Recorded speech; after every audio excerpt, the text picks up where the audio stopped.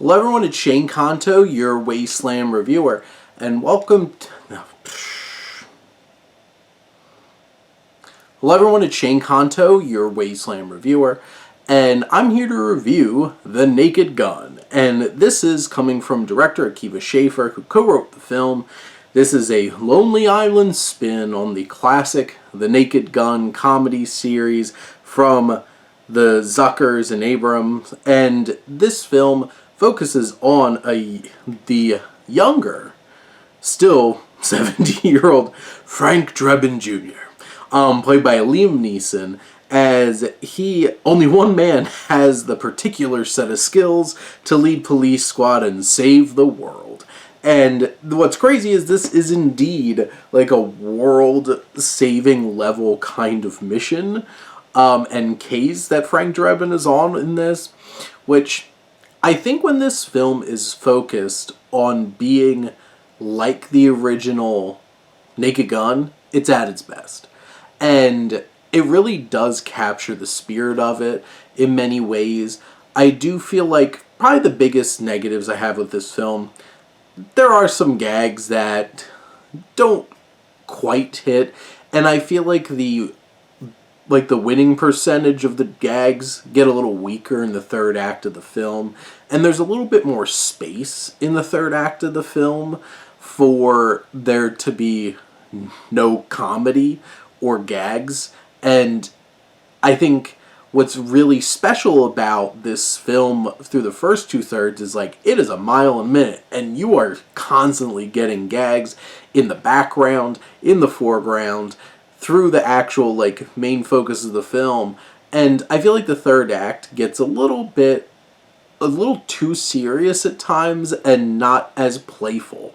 And the whole entire evil plan from Danny Houston's antagonist is so ridiculous. And the original film had such a basic kind of it's an assassination attempt. But this is global catastrophe level. And Danny Houston is a lot of fun for sure as the villain, making some interesting references to a particular music artist that played at the Super Bowl and was really big for a while. I will not give that away because it certainly opens up a whole string of fun jokes and wordplay. And his henchman Kevin Durant is very bland.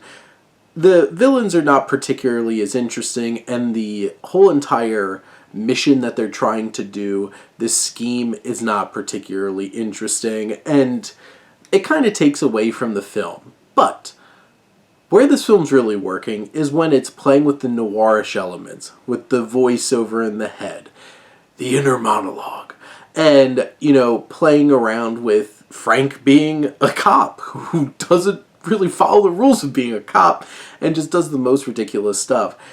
This gets very violent, and I think compared to the original Naked Gun, but it's still a lot of fun in those moments, so I think it works. And I feel like that Akiva Schaffer kind of vibe that's being incorporated a bit more.